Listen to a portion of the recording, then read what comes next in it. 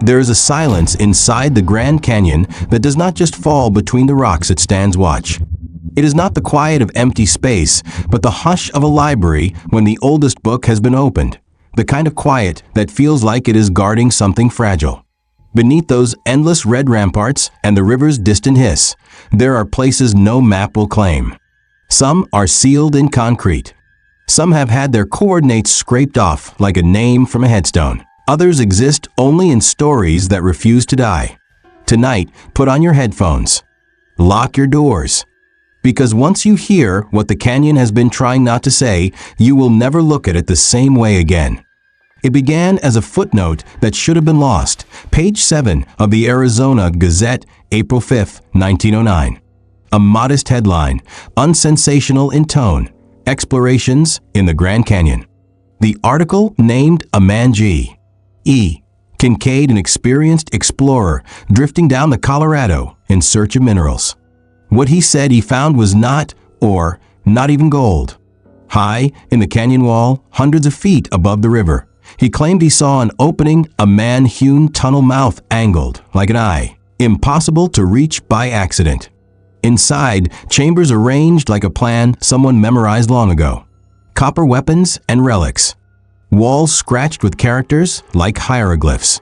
Mummified remains that looked ceremonial, some as if imported from Egypt, others as if they never belonged to any body we would recognize.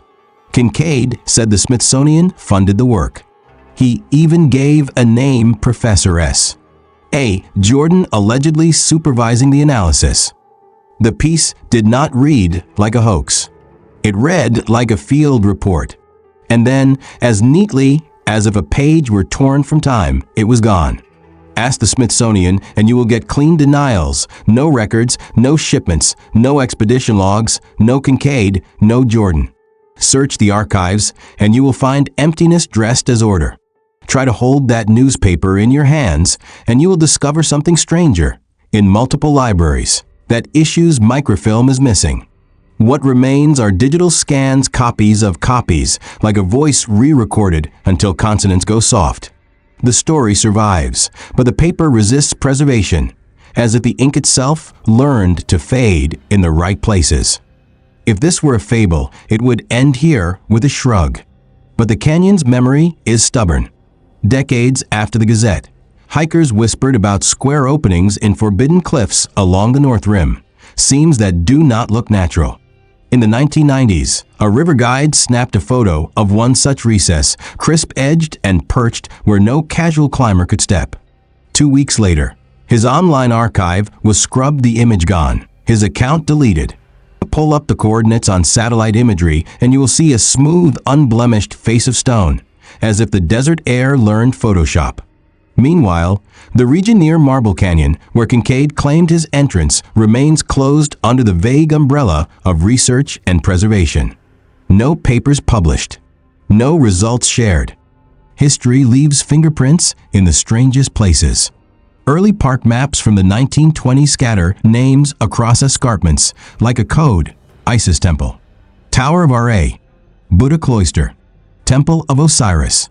Geologists call them coincidences born of a grand naming spree. Others call them a warning disguised as reverence. Either way, the vocabulary is a map of belief layered over stone. And if belief is a kind of key, then perhaps the canyon has been testing locks for a very long time. Listen long enough and the red walls begin to sound like they are breathing. Some swear they have felt a pulse in their boots, a slow thrum that rises from miles below. A heartbeat where there should not be one. Maybe the Grand Canyon is not just a monument to time. Maybe it is hiding time itself, stacked, sealed, and waiting for ears willing to hear. We are going to follow the erasures, the edits, the sealed doors, and the patterns in the blanks. Not to prove a myth, but to ask why the myth keeps returning. The canyon has a way of making readers vanish. Before we turn the page, remember, some archives defend themselves. Maps pretend to be neutral. Lines and contours, numbers and north arrows, like the land translated into math. But the Grand Canyon teaches you something else. Cartography is an edit suite, and someone has been cutting scenes. The first clue is not on a glossy brochure. It hides in field notes from the early 1900s. A USGS team returns from Marble Canyon with a phrase that does not belong in geology: structural voids. Not sinkholes, not erosional gaps, voids, as if an eraser moved through the landscape. Their report is filed. Then it is not. The paper trail ends at a door that opens onto silence. You can call that clerical loss. Or you can admit that holes in the record always seem to circle the same coordinates. By the 1970s, private pilots start reporting a different kind of absence instrumentation that forgets how to behave when crossing the North Rim. Compasses spin. Altimeters freeze. Radio static resolves into rhythmic pulses like a code tapping through the headsets. Most of it gets chalked up as sunspot interference, old avionics, pilot error. And yet the pins, when you plot them, fall into a thin arc along what the Park Service now calls a restricted research corridor. It is a corridor with no public papers, just fences and a vocabulary of for your safety. Fast forward to 2011. A digital cartographer named Hannah Strickland is quilting together elevation data, NASA DEMS, LiDAR swaths, and aerial photogrammetry, trying to stitch a clean model of the canyon's topography. She finds the same scar over and over, rectangular blanks with surgically straight boundaries, as if someone cut out the terrain with a scalpel and laid a neutral gray underlay in its place. Cloud cover can smear a scene. Transmission loss can fuzz edges. Both leave fingerprints. These sections are different. Perfect right angles. Clean absence. When she overlays her elevation model with national park restricted zones, the blanks sit on top of the fences like lids. Strickland writes one dry line in her field log that reads like a confession. Someone edited the earth. She is not the only one to notice. Hikers with GPS trace a dotted line along the North Rim and find their breadcrumbs vanish when they cross certain NAD 83 grid squares, only to reappear 2 miles later as if their devices blinked and forget a minute of their walk. Drone pilots send craft toward forbidden cliffs and watch their telemetry screens go blind at the same distances each time. Skeptics say it is a rendering glitch. Digital terrain models can fold and ripple when you zoom too close. True. But how often does the software crash only where real cameras are told not to fly? And then there are the names. The 1920s maps that stitched religion into the stone: Isis Temple, Tower of Ra, Buddha Cloister, Temple of Osiris. Officially, a romantic naming spree by surveyors drunk on the grandeur of it all. Unofficially, a code. A memorial to cultures whose symbols keep echoing in the rumors. If you are generous, it is coincidence. If you're careful, it reads like a warning label. This is a myth-bound corridor. Enter with ritual or not at all. A retired surveyor once told me that you can tell when a map is lying by where it grows too clean. He tapped an old quad sheet where contour lines ran like combed hair. Real Earth is messy, he said. When it goes barbered straight, someone wants you to stop asking questions. Look at the canyon's blank rectangles, and you will see that haircut edges so straight the sandstone looks shaved. When Strickland Cross checked datasets, federal topo, university LiDAR, commercial satellite, the blanks behaved like a watermark, embedded in every source that mattered. From high enough, patterned surface that can't be seen from the rim. Trace the voids and restricted polygons across the plateau, and they assemble into something that resembles design, not random emissions, but a shape only visible from above, like a glyph scrawled over geologic time. It does not prove there are tunnels beneath. It proves someone wants the eye to slide off the same places, year after year, dataset after dataset. Maps are supposed to reveal time's work. Here, time looks redacted. And if the redaction is deliberate, it is only fair to ask what hums bad news under the labels. What makes compasses skitter and the LiDAR forget to return? The canyon is about to answer, not with light or stone, but with sound, the kind that moves through soles before it reaches ears. Listen. The walls are taking a breath. Sound misbehaves in the Grand Canyon. It folds back on itself, ricochets along walls older than bones, and returns thinner, stranger, like a message that forgot its language on the way home. You can clap on the rim and hear your own hands come back wearing someone else's echo. But in 1996, a USGS team working the eastern corridor near Marble Canyon recorded something that was not echo at all. It was rhythm. They were lowering seismic geophones into narrow fissures to capture the Earth's usual whispers, groundwater murmurs, microquakes sighing through bedrock, the tectonic lullaby. Instead, every sensor began catching a pulse, 3 tones spaced with the steadiness of a metronome, repeating precisely every 11 minutes. Not noise, not the chaotic scrawl of nature. Harmony. One technician, listening through battered lab headphones, described it as a geometric sound, like a machine exhaling in perfect triangles. The team did what teams do. They blamed the gear. They swapped cables, moved rigs, changed batteries. The pattern remained. When the data reached the Flagstaff lab, analysts ran the numbers and located the source not at the surface, not in a known fault, but roughly 3 kilometers down, buried in supposedly solid rock. For 72 hours, the canyon breathed on schedule. Then, mid-series, the tone ceased clean, abrupt, as if a switch had clicked. The official report never saw public light. What leaked years later, pried open by a Freedom of Information request, was a phrase with too many black bars around it. Acoustic pattern suggests cavity of significant size. Oscillation inconsistent with geological activity. Translation, something hollow was moving where there should be nothing but stone. Once you have heard about it, you start to feel it in stories. In the late 90s, campers near the Marble Canyon Bridge woke at night to a pressure under their sleeping bags, a slow drumbeat that seemed to stand up inside their ribs and knock from the inside.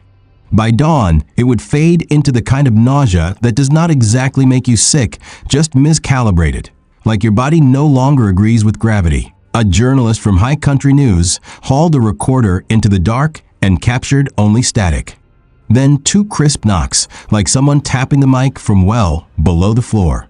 The recorder died the following day. Theories grew like lichen. Subterranean rivers squeezing air through chambers. Experimental transmitters humming under the desert. Misidentified geothermal pockets beating like a heart made of steam. All tidy on paper, none consistent with the timing, the pitch, the way the volume spiked whenever probes went in and softened when the instruments were hauled back out. It felt less like the Earth broadcasting and more like it answering.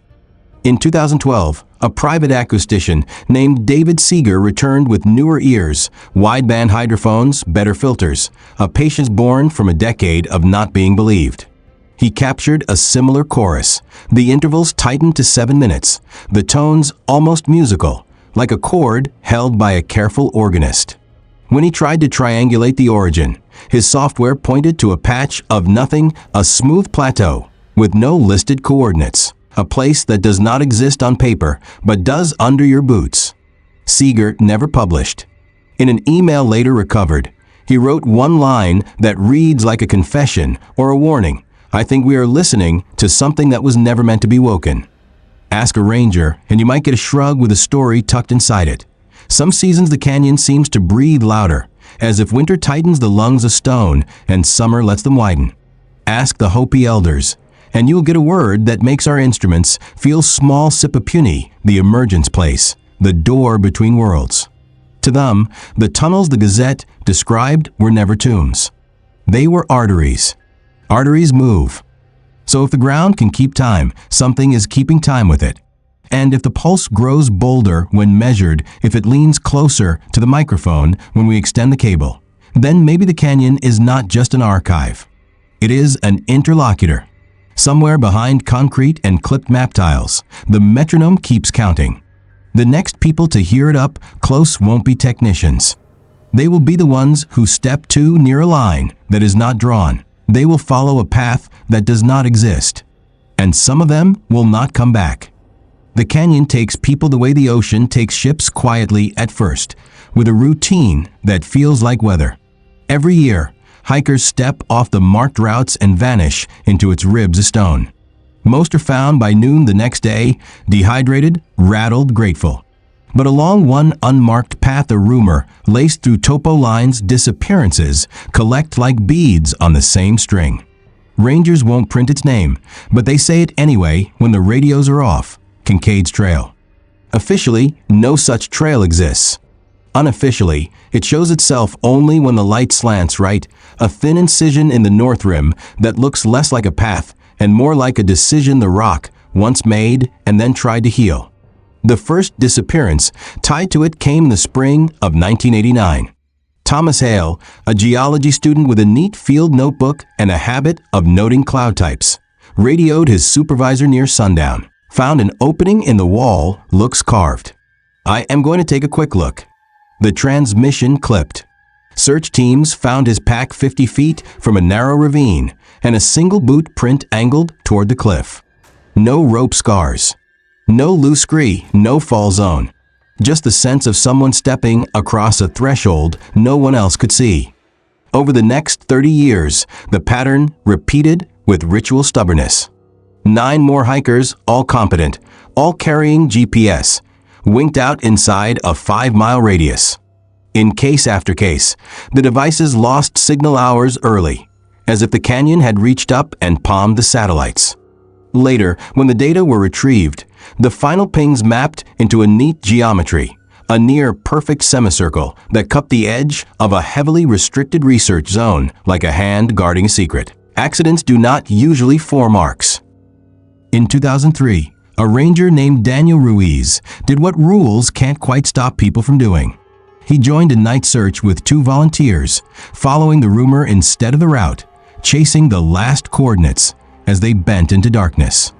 They reached a narrow gorge, and the compasses began to spin in slow, sarcastic circles. Then came the pressure, that low, 3-tone vibration like a heartbeat measured by a patient clock. Ruiz looked up and saw a square recess, perfect as a door cut with a carpenter's care, lit from inside as if there were fire behind the stone. He turned to call the others. The light died, as if embarrassed to be seen. At dawn, they found Ruiz alone, gloves charred at the palms, radio dead, eyes fixed on a distance that would not tell him its name. He resigned 6 months later without filing a complaint. The trail drew bolder feet. In 2014, a crew of Flagstaff climbers decided to live stream their attempt to reach the rumored formation using the Gazette's century-old bearings.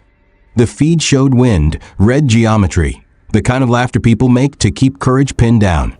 3 hours in, the camera tilted toward a high, square darkness. Off-screen, a voice said, "That is it. That is Kincaid's mark."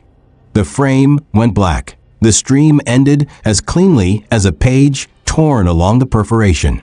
When searchers found their camp, the tents still wore their guy lines and the cookware sulked in the dust.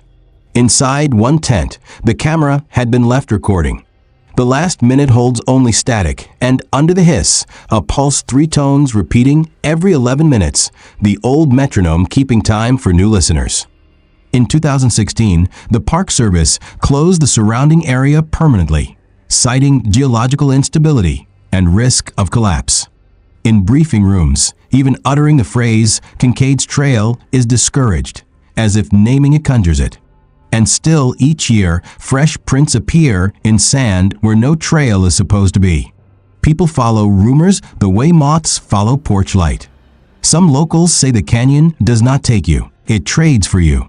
But the ones who go missing are not gone at all, only below, walking a grid of rooms lit by a glow too soft to be called light, listening to a question that rides the wind at Marble Canyon and bounces back off the walls like a memory. Did you find it? Maybe they did not fall. Maybe they were invited. Every mystery has a lock. In the Grand Canyon, that lock has a name you won't find on any brochure and a face the color of a storm. The Rangers call it Section 7G when they have to say anything at all, and most days they do not. From the scenic road, it looks like a yawn of empty land behind a plain fence. No trail markers.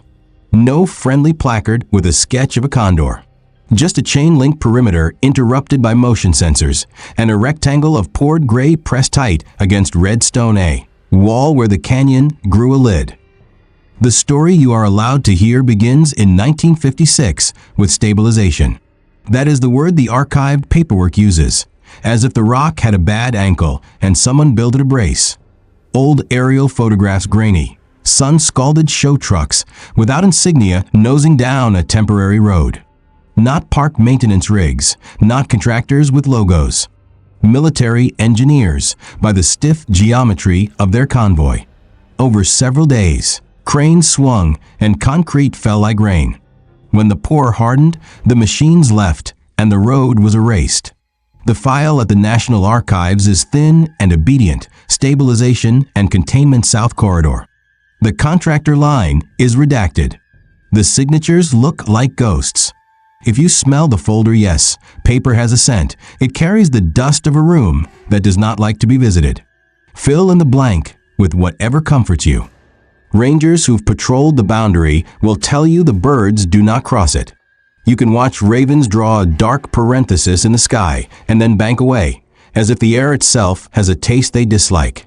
On certain evenings, if the wind remembers to hush, you can lay a palm against the concrete and feel the rumor of a pulse, the same low thrum we have met before, softened by 40 feet of man-made silence. It is not constant. It is patient. In 2002, an Arizona state researcher named Peter Laskin received rare permission to drag ground-penetrating radar around the perimeter. His instrument readouts tired rainbows of depth and density hinted at a surprise where the graphs should have been dull. Before the write-up disappeared from a technical bulletin's back page, a single sentence survived the way a weed survives a sidewalk. Subsurface cavity of indeterminate origin located approximately 400 m beyond containment barrier. Translate that back into canyon. There is a hollow behind the concrete, and it is not small.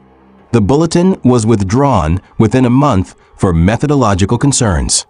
Laskin stopped answering emails, which is another kind of methodology.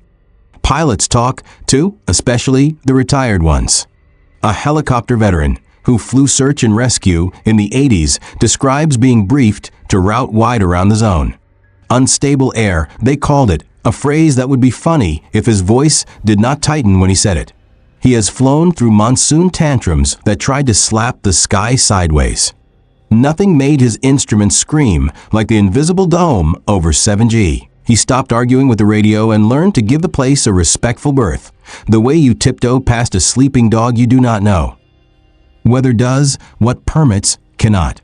In 2019, a furious summer storm chewed a gutter into the old access road and scoured an inch-deep wound along the wall. Beneath the concrete skin, rebar, and below that, not rebar. Witnesses saw a seam of darker metal, not construction-grade silver, but black. Old the way obsidian looks old even when freshly broken. For a day and a half, the canyon showed a sliver of what lived behind the bandage. Then the Park Service closed the area under a bright tent of safety tape. Trucks hummed in again, and by the time satellite images refreshed, the scar was a blur. The new concrete wore its smoothness like a grin. Stand at the overlook above 7G, and the air feels heavier, as if you have stepped into a room where someone has just stopped speaking. Even the wind seems to take the long way around. There is no door, no handle, and that is the tell. Locks meant to keep us out are built to be opened by the right key. Locks meant to keep something in do not admit they are locks at all. Concrete cracks. So does silence. One day the canyon will peel its bandage back, either because time is patient or because time is tired of being patient. If it opens, it won't do it with a flourish. It will do it like stone does everything slowly, then all at once, dust first, then echo, then a light from behind the rock that has no business being there. Until then a wall breathes where a cliff face should be, and the map wears a tidy rectangle like a fig leaf. Before there were fences, before the map makers laced the cliffs with names borrowed from distant pantheons, the canyon already had a story. The Hopi called it Antupka, the house of the dead. The Dine called it Sei, the place within the rocks. Those names are not labels. They are instructions. They tell you to remove your shoes when you step into a memory this large.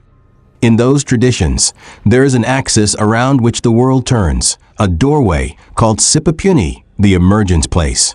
Picture a spiral chiseled into sandstone, a coil you can trace with a fingertip until your skin warms from the friction.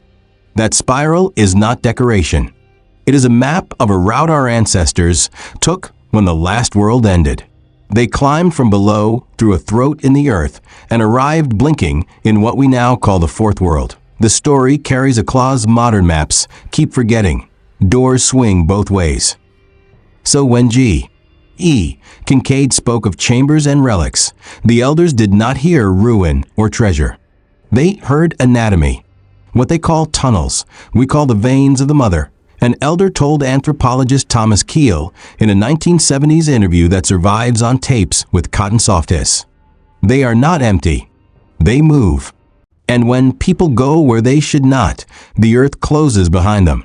You can dismiss that as poetry until you stand in a slot canyon and watch light travel like blood. Modern instruments keep tripping over the old stories. Beneath the Colorado Plateau sprawls a warren of caverns, so vast that geologists describe them in skyscraper metrics. A chamber that could swallow a city block. A void that would hide a high rise. The textbooks say karst or cast, limestone honeycombed by water over uncountable years. The elders say chambers of waiting. Two languages for the same darkness, both agreeing on scale. Here is where the myth and the map stop pretending not to know each other.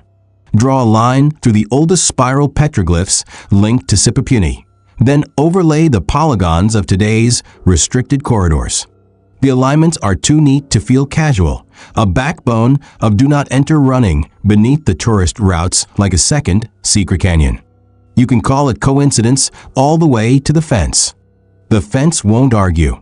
It does not need to. In 2018, an anthropology team from Northern Arizona University was granted narrow, respectful access to survey land near the Little Colorado River, a convergence sacred to multiple tribes. Their instruments did not find crude treasure. They found inconvenience, heat signatures where none should be, magnetic swerves that made compasses stagger, readings that suggested organized absent space with intention. When the team tried to publish, the Department of the Interior blocked the paper under cultural sensitivity protocols. The lead researcher, Leland Hayes, resigned and later said a sentence that sounds like it was spoken into a dark room. Some things are meant to stay myths, especially when they are still breathing. Breathing. That word keeps returning like a refrain the canyon hums when no one's pretending not to listen.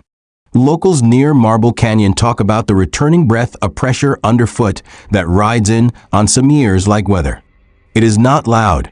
It is persuasive. It makes coffee ripple in tin mugs and asks your sternum to become a drum. Once you have felt it, the story of emergence stops being ancient. It becomes current. It becomes a verb. You could try to explain everything with geology and calibration. You would be half right and all wrong, which is how truth behaves in places where science and ceremony overlap. The canyon has always been an archive, but perhaps we have mislabeled its shelves. Not tombs, but arteries. Not ruins, but organs. Not secrets, but instructions on how to leave when the world gets sick. Stand at night on the rim and watch lightning stitch the sky with brief handwriting. For a blink, the shadows on the far wall form neat rectangles, like doors practicing how to be doors. The wind does not whistle. It whispers. And in that whisper is an invitation with a warning folded inside it. Remember where you came from and understand that the way back is not for everyone. Lay the 6 echoes over each other: the vanished Gazette article, the edited maps, the metronomic pulse, the hikers who step through a seam in daylight and do not step back, the concrete lid named 7G, and the elders' underworld map, and a single shape emerges. It is not a tunnel diagram or a neat conspiracy stringing pins across a corkboard. It is an attitude. The canyon behaves like an archive that edits its reader. Approach with curiosity, and it footnotes your questions. Approach with instruments, and it redacts you. Think about the simplest way to hide a discovery. You do not burn it. You make it sacred. You draw a line around it and call it protected. You publish 1,000 photographs of everything else. You allow sunsets and trails, gift shops and lookouts, and you let the missing places blend in as polite absences, research zones, instability corridors, preservation buffers. You rename the gates as safety. Meanwhile, the blanks persist through every format, on paper maps, in dem tiles, inside FOIA pages that look like chessboards. Absence is a policy. But even good policies leak. A river guide's disappeared photo still leaves a rumor of a square hole perched high where the cliff pretends to be seamless. A ranger's burnt gloves say more than a memo ever will. A pilot's instruments scream over a patch of unstable air that eerily matches the polygons on a restricted map. A storm claws 1 inch of rebar skin and shows a darker metal underneath, like a thumbnail scratching away paint to reveal the older machine it covers. And under everything, the pulse keeps time, sometimes 11 minutes, sometimes 7, like a heartbeat with a private calendar. If this were only hoax or hysteria, it would be Messier. What we have instead is pattern the careful kind. Maybe the canyon is not just a monument to time. Maybe it is time's custodian. 2 billion years of pages, some dog-eared, some glued together, some stamped classified by geology. The Smithsonian denials, the withdrawn papers, the restricted corridors, they do not erase the story, so much do they thin it, the way a scribe might scrape vellum and overwrite a palimpsest.